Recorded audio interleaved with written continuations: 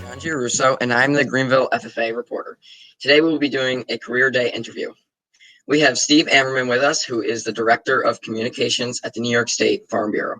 So, Mr. Ammerman, could you please tell us a little bit about your background before becoming the Director of Communications, and what steps did you take to get to where you are now? You know, a lot of us have heard that you're a celebrity. Oh, local celebrity years ago, maybe. No, thanks, John. So I grew up in Kansas, in a small town, and went to college at the University of Kansas, where I majored in broadcast news. I wanted to be a journalist. I had worked on the high school newspaper and done a lot of communication, like speech and debate and drama, a lot of that in high school, and was really interested in storytelling. So I got my journalism degree, and then I worked for 20 years in broadcasting. I worked in TV stations in Topeka, near where I went to school, and then got a job in Central Illinois, and then in Albany, where I worked at Channel 10 for 15 years as an anchor and reporter. And it was a great 20 years, really fascinating job. Got to do a lot of great things, meet a lot of interesting people, and cover a lot of wonderful stories. But I felt like I needed to change. And the TV business is a little crazy. The hours were awful, doing the morning news, you know, when you're getting up at 2 a.m. And I landed at New York Farm Bureau as the Director of Communications to help the farmers tell the story, help them advocate on food and farm issues, and be the spokesperson for the organization. Great, thanks. So could you walk us through a typical day in your field of work? So I have a few different duties. One is I produce a newspaper, a monthly newspaper that goes out to our members. And so there's some writing that's involved, you know, doing interviews, coordinating different stories, and working with trying to get all the content put together. And we also work with someone who does the actual editing and putting the publication together. So that's one thing. I also help our organization, our members, talk about issues, whether it's environmental issues, labor issues, livestock issues, help them communicate to be able to effectively advocate for whatever position that our organization takes. In Albany and in Washington, D.C., we do a lot of lobbying work, but also help our members deal with local issues as well that may come their way, and also just help the general consumer understand food and farming issues as well. So I will work, you know, I may help write a speech or prepare talking points for an interview. I may actually do some interviews because I do a lot of work with reporters across the state who may have questions about farm policy or where our organization stands on a particular position, or maybe something that's going on in a particular county, you know, in New York, on some farm issue, and they would just want a farm perspective. So I may give an interview. So I'm on the other side of the camera now. And I also just work with our organization's division managers on our different programs to also help, like our Young Farmer program, do messaging, our promotion education program, just help our organization communicate better and be more effective in how we communicate. So what do you love most about your job? I'm a storyteller. That's the one thing that kind of continued from my role as a journalist to my role at Farm Bureau. Is I'm still trying to be able to tell a good story, something that resonates with people, that they'll remember. Perhaps it will spur change. So, you know, there's a lot of power in words and pictures, and that's something that I'm still really passionate about and what I really enjoy. So what kind of skills are needed to be the Director of Communications? Yeah, there are many.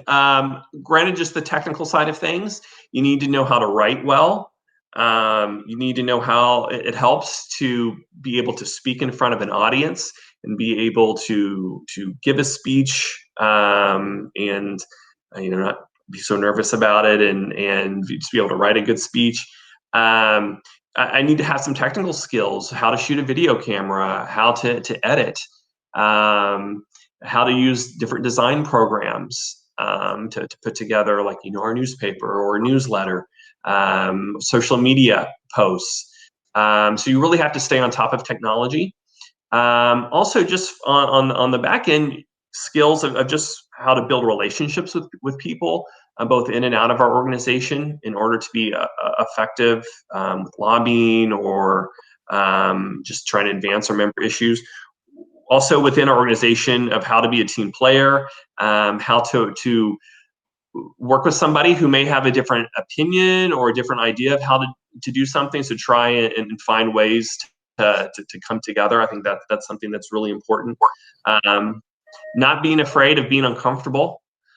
Sometimes, people try to avoid conflict, and I can often be one of those people, but it helps when you can try and understand where someone else is coming from, and look at yourself as well to maybe how you contributed to a situation, and try and find some middle ground. So I think that's been an important skill that I've learned, particularly in my later years in my career at Farm Bureau. So yeah, but it's ever changing. I mean, just technology is a big thing, and with social media and what's new there, and how to in the digital universe, that's something to stay on top of. Yeah, so we talked about, what you love most about your job. What are some challenges that you face in your job? To me, one of the biggest challenges is that there are so many issues facing food and farming. And not only from a farmer perspective of boots on the ground and the issues that our farmers have to deal with every day, whether it's the weather, whether it's finding enough workers, whether it's regulations that are coming down that kind of dictate how certain practices are done on the farm, and also just consumer interest in the changing nature of food policy and what people want to eat and how they want to eat. There are just so many different issues that we're trying to balance and juggle, and that can be difficult. But at the same time, that means there's a greater interest in farming and in agriculture, and that means there are opportunities to be more engaged across the board on policy and consumer interest. And so it's like, I think, a double-edged sword. So what is your work environment like? Well, the past year or so has been at home, but we do have office space in Albany, and there's probably about 25 people that work in my office, and then we have about a dozen field reps and people in our regional offices across the state. But I do miss that day-to-day interaction. We have done I think a really good and effective job of meeting virtually. But still, it's nice to be able to pop into someone's office if you have a question or want to talk through an issue, and vice versa. Just have that camaraderie amongst the staff. What are the salary ranges for various levels in this field, and are there opportunities to advance in the salary or position in your field?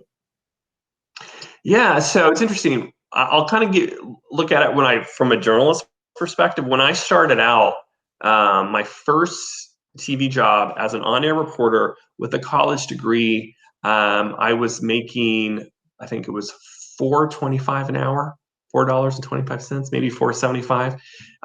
Way below minimum wage even today. And by the time I left that job after a year and a half, I was up to $6.50. That's not a lot of money, and that's very difficult to make ends meet. But I was passionate about the job. I wanted that job. I wanted to work in the field, so you kind of do what you got to do at the time. And salaries for starting journalists are not that much. In Albany, it could be, I would say, they're probably making anywhere from $20,000 to $30,000 a year as a starting reporter. But there's a lot of opportunity for growth. But those positions are also very competitive. In journalism, you can start in a market the size of Albany much younger than, say, when I was. It was my third TV job, on-air job. Now there are a lot of young people that are starting their careers in a market the size of Albany. As director of communications, I think I could probably run the gamut, but it all comes down to experience. You definitely could make 50, 60, 70 plus, depending on where you work. I work in a nonprofit, so salaries might be a little bit lower than, say, in the corporate world, but at the same time, I have amazing benefits, really flexible schedule, which as I got older, that was something that was much more important to me, was that work-life balance and the opportunity of being able to take off work when I needed to and wanted to, versus in the TV world when it was very structured and very competitive, just trying to get vacation time amongst your coworkers. So that to me has been very important. So our last question, you talked a little bit about, your college experience. Was there any middle or high school classes that connected to your job that, you're doing now? Yeah, to me, the greatest, what I got most out of high school was my speech classes. I did debates. I was in the school plays. It was all preparing me just to feel comfortable in talking to people and being able to speak in front of large crowds, not get intimidated by a camera.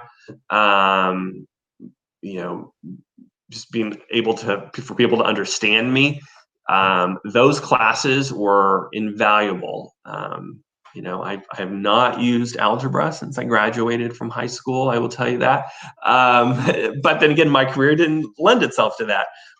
Just knowing how to write. Also, my journalism classes in high school were important as well. I worked on the school paper both when I was in middle school and in high school.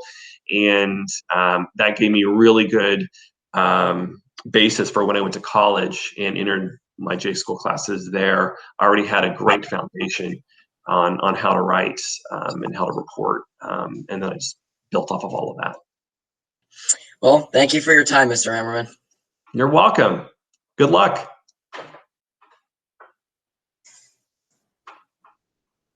Very good.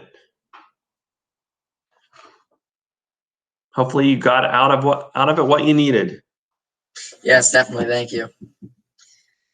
Miss Hughes, you don't have to record any longer.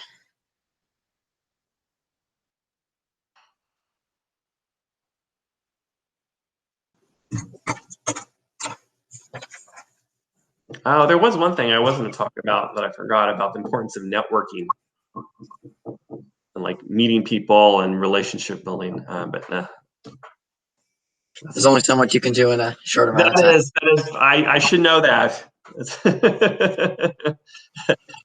But who you know is very important in not burning bridges. The guy that gave me my first job at a TV station in Wichita when I was still in college producing hired me at my TV job in Albany. So it does pay to keep up with the people that you know and not burn bridges and yeah, definitely. Yeah. Awesome. Well, is that it?